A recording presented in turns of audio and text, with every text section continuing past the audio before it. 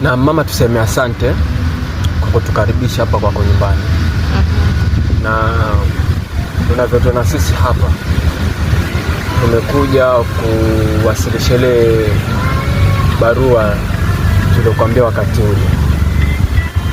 Sawa?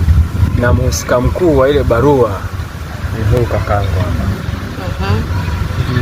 Kwa hiyo tumekuja hapa utupatie go ahead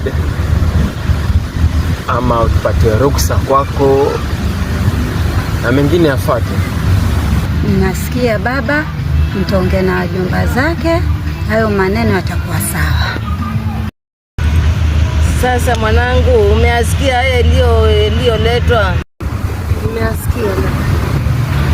Kwanza wazazi wangu, nimependa sana mlivyonipokea.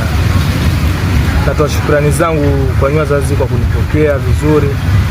Alafu isitoshe pia mwanenu mkinipatia, naahidi kumtunza, maana huu tumependana naye tangia. Nasemaje? Hakuna ndoa hapa. Kila mtu atoke hapa.